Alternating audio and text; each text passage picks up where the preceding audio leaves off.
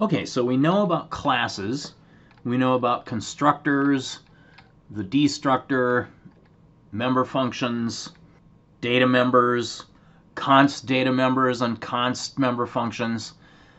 Now we're going to take a look in Lecture 17 at inheritance. That is, deriving a new class based on an existing class. So far, the classes that we've defined and the structures that we've defined have made use of composition relationships. That is, for example, a BT node is composed of a value, a left-hand subtree, and a right-hand subtree. Composition relationships are also often called has-a relationships. For example, an employee has a name, an employee has an ID number, an employee has an hourly rate, and so on. In inheritance,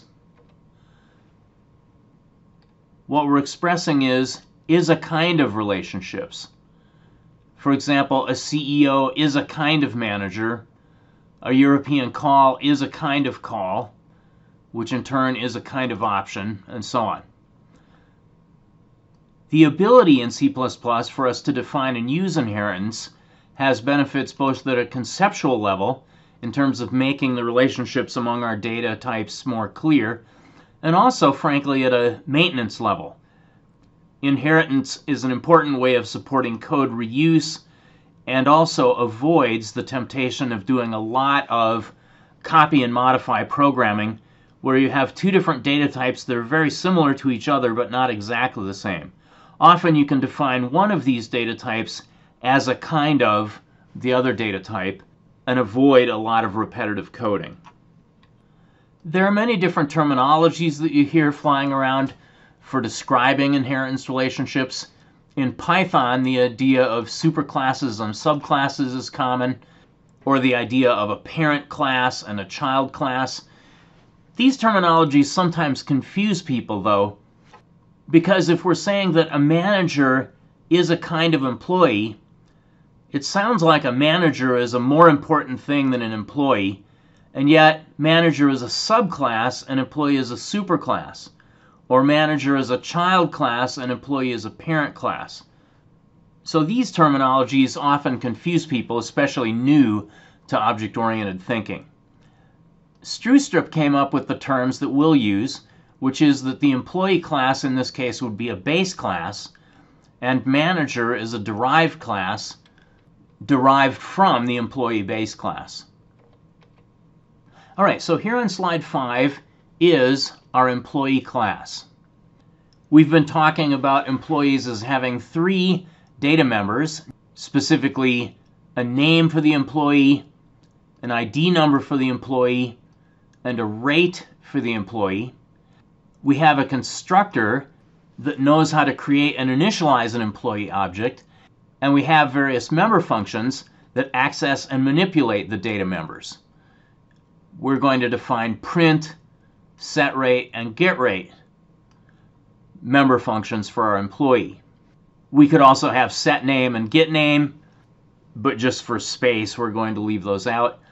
Notice also that since we're making the employee ID a constant, we're going ahead in this implementation and revealing that ID data member directly to users of the employee class. Since the ID is const, an application developer can look directly at an employee's ID, but will not be able to change the ID.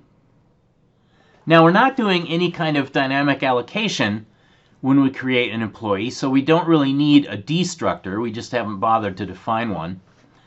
And default construction and copy construction simply aren't going to make sense. That is, we don't want to create an employee that has no name and no ID and no hourly rate. Likewise, we don't want to create an employee that's an identical clone of an existing employee. Similarly, we're not going to want to assign one employee object to another. So we're simply making the default constructor, the copy constructor, and the assignment operator private to prevent the compiler from giving us defaults that won't make any sense, and to prevent application developers from trying to use these things. On slide 6, we have the implementation of the constructor, the print member function, and the setRate member function. GetRate is trivial, so we have just defined it in line within the class definition itself. Now, in the US, there's both a federal minimum wage, and then many states have their own minimum wages, and some cities or counties can define their own minimum wages as well. So we're going to create in our employee implementation file, employee.cpp, a min wage double, which is const, initialized with 11.25. We'll assume that that is the minimum wage that our company is going to pay employees. All right, so the employee constructor is, of course, a member of the employee class, and it takes an int, a reference to a string constant for efficiency, and a double, from which we initialize the ID for the employee, the name for the employee, and the rate for the employee. Now notice for the rate that we're checking, is the requested rate greater than the minimum wage? In that case, we will use the requested rate. Otherwise, we're going to require the minimum wage to be specified as the rate for this employee. That's all the constructor needs to do, so the body of code is empty. The print member function, notice that the print member function is const, so it can be called on a const employee object. And all the print member function does is to display the employee ID number, the name of the employee, and the rate of the employee on a line of output. The setRate function is not const because it will change the internal state of the current employee object. We pass in the requested rate as an argument into parameter r, and again we're going to make sure that the requested rate is at least as great as the minimum wage. So the rate that the employee's wage is going to be set to is going to be the maximum of r and min wage. And that's all there is to the employee class definition. Next we have the manager class definition. And here's how we say that a manager is a kind of employee. We say class manager and then a colon and then public employee. That means that everything that's public about an employee object is going to continue to be public within a manager object. In the manager class, we're defining two additional data members. The manager is going to have a title stored in a string and is also going to have a budget stored in a double. We need a constructor for the manager class. Now when we create a manager, the manager is also going to have an ID number, a name, and an hourly rate, in addition to a title and a budget. So the manager class has 5 parameters compared with the employee class's 3. And we're going to have these additional member functions, setBudget and getBudget. GetBudget is trivial, it just returns budget, so we have defined it in line.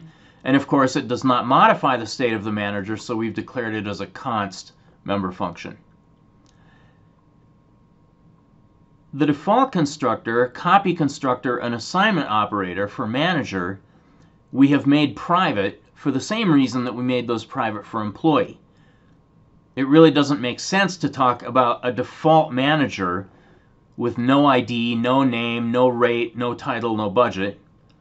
Similarly, we're not going to allow clones of managers, and we're not going to allow assignment of one manager to another. Now, just as the employee class definition is in the employee header, the manager class definition is in the manager header. The implementation of the manager functions is in the code file. And similarly to min wage, we're going to have a default budget for a manager in the case where the requested budget is less than or equal to 0. Now, in the manager constructor, the first 3 arguments are the ID, the name, and the rate for the manager. those three values actually need to be passed down to the inner or lower level employee data type constructor, and we can do that in our initializer list notation. Okay, so we have our colon, and then we simply immediately call the base class constructor, passing down the arguments that base class constructor requires. So that will take care of initializing the ID, the name, and the rate within this manager object, which of course is a kind of employee. We also need to store this newly created manager's title and this newly created manager's budget. We're going to make sure that the requested budget is at least greater than 0. Otherwise, we're going to use the default budget. Set budget has basically the same logic. If we request to set a budget less than or equal to 0, we're going to use the default budget. Otherwise, we'll use the requested budget.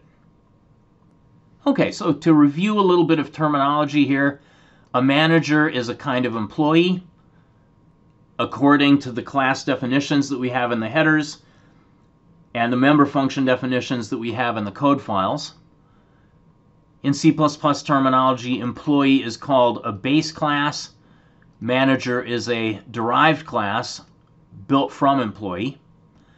Now, the manager class inherits all of the public facilities of employee. That is, if we have a manager object, we can still make use of the set rate and get rate member functions, as well as the employee class's print function, and we can access the ID data member directly as well. Understand, though, that a derived class does not have access to the private members within the base class. That is, even though a manager is a kind of employee, the manager class member functions cannot have direct access to the name or to the rate private data members within the employee class. Okay, so here on slides 10 and 11, we have an application program making use of two employees and a manager. Alex is an employee with ID 1, name Alex, and rate 5725. Bob is also an employee, ID 2, name Bob, rate 63.10. Carl is a manager. Carl is a kind of employee. ID is 3, name is Carl, rate is 66.75. Title is boss, and since I've specified 0 as the budget, Carl is actually going to have the default budget, which we specified as $500,000. Okay, so these are 3 correct initialized declarations for Alex, Bob, and Carl. Because we made the default constructor private in the employee class, it would be an error if we tried to say something like employee Dave and did not provide any initial values for Dave. Likewise, it would be illegal to say manager Ed is copied from Carl, because the copy constructor is private in the manager class. And we cannot do assignment. Here we're trying to assign Alex to Bob, and that's not permitted either. Now, we can directly access the ID of Alex because it's public.